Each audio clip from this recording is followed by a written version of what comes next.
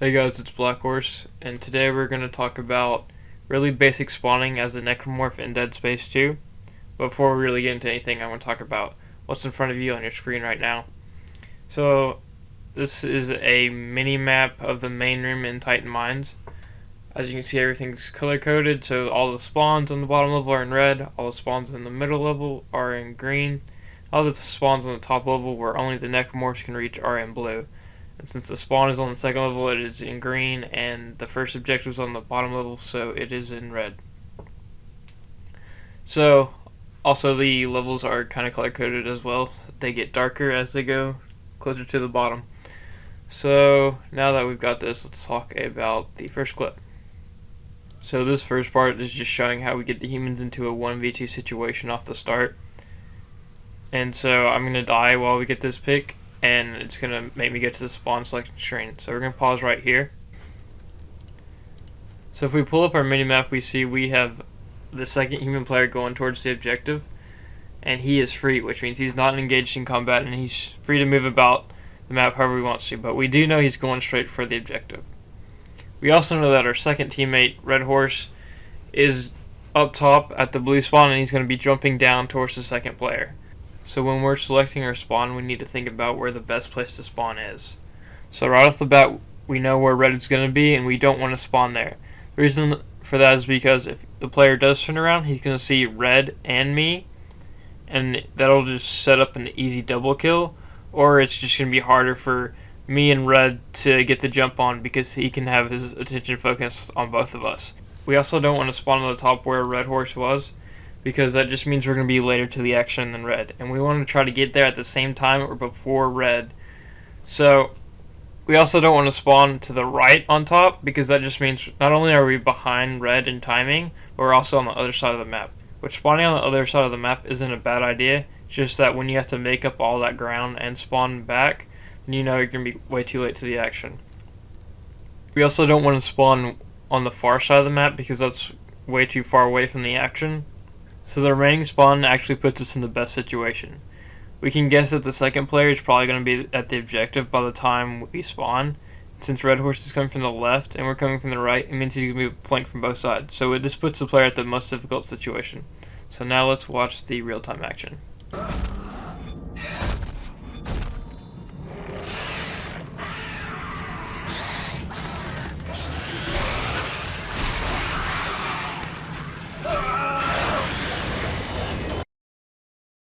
So this second clip's still on Titan Mines, but a different match.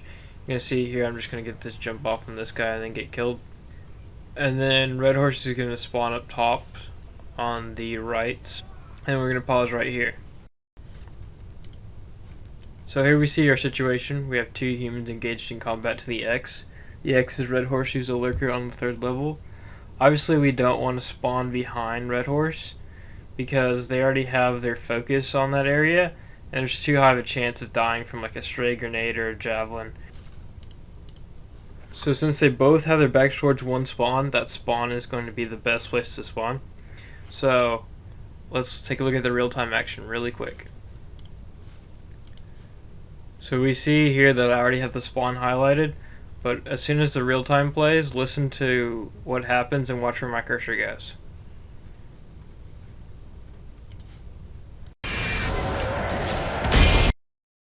So as soon as I heard Red Horse die, I immediately took my cursor off of the down low spawn, because now those two human players are free and they're not in combat anymore. So they're going to instantly start looking for where I'm going to spawn or where I am. And so the spawn down low is too easy for them to see. So I immediately moved my cursor to a different place. So choosing the next place to spawn is pretty easy, because they have double line of sight since they have two free players. I don't want to spawn where Red Horse just died or where I had my cursor previously. Also don't want to spawn up top anywhere, because they can easily see me jump down. I'd rather them have no clue as to whether I'm spawning or if I'm alive, because if they see me spawn up top and jump down, at least they know where I am. If they don't see me spawn at all, then they have no clue as to where I am. So it's really only left two places to spawn, and since it doesn't really matter which one I spawn at, since they're both out of their lines of sight, I just went ahead and picked the closest one. So I also know that they're both going to be headed towards the objective, So what I do here is I take the shortest path to the players without being seen. If I'd gone towards the objective, then they probably would have seen me when they come around the corner. They also might check the hallway between the objective and the island, so I just go over the island and try to come up behind them. So let's go ahead and look at the real time.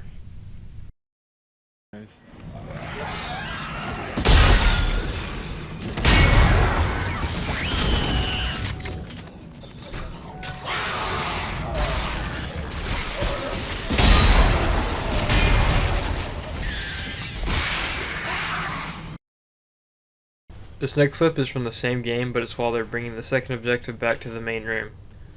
So I paused it here so we could get a better look of what's going on. So it looks like we have two human players who are kind of watching each other's back while looking for necromorphs, and our third player is carrying the objective. We wanted to take off as much time from the clock as we can, so our goal here is to jump on the guy carrying the objective. Obviously we want to jump on him because the longer it takes the human team to get the objective to the main piece, the less time they'll have. So here we see we have the two players who are free, who are covering the objective player outlined in blue. So first off, we have three places where we definitely don't want to spawn. Obviously spawning between them would be a terrible idea. Spawning on the ramp also wouldn't be a good idea because they could easily just look over and see us and toss a grenade at us. Also, we have a player who's watching that backside where the spitters spawn. Even if he does turn his back, we have the second player coming up behind the objective man who might turn and look up there as well. So that spawn is on lockdown for a couple of seconds. So after we eliminate the spawns on the far side of the action, we're left with a pretty good spawn here in green. The only problem with this is even though it does look like it lines up with the objective man pretty well by the time we spawn, we have to jump over 2 railings to get to him. So that makes for a pretty difficult jump. We also have another green spawn to use, but the problem with that is we also have to jump over a railing, so that really only leaves one spawn left. And the spawn doesn't require jumping over any railings, and it gives us a nice jump right on the objective man.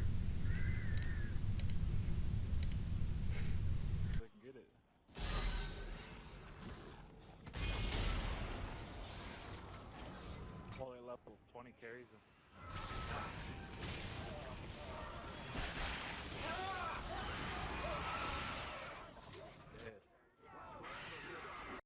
The final clip takes place during the final fight in the Titan mines. This clip was from a 3v4, and so right here they're about to kill me. And so we're going to see what kind of formation they have as I'm about to choose my next spawn. Okay, so before I can spawn select, we see we have one player on the ramp taking care of that spitter. And we also have 2 players who are free right near the objective and 1 player who's engaged. So at this point we don't want to spawn on the left side of the map because all of their attention is turned towards that part, and so we kind of want to try to spawn behind them.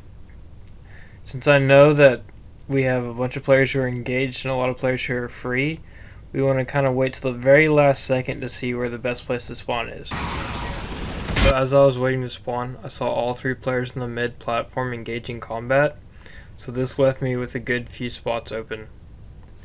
Out of the remaining spawns open, I eliminated it all on the bottom right hand corner. This is mostly personal preference. If we look at the player in blue, I feel like he has the best line of sight on the bottom right hand corner if you were to turn around now. Out of the remaining spawns up top, I feel like blue has the best line of sight on the top right hand corner, especially since he's already looking in that direction. And I prefer the advantage of being right over him if he does turn around, as compared to being on the other side of the map. I'd rather have the advantage of being invisible than just being far away. And also the spawn on the bottom red, it means we have to climb all the way up, which I don't really mind, but since I want to do damage as quick as I can, it's better just to spawn it in line of sight of the objective. I also just chose not to spawn at green because it was too close to the objective and where everyone else's line of sight was, and I just don't like being on the second floor. So I'll end this part of the video with this life and the rest of the game. I do have some announcements at the end, so stick around.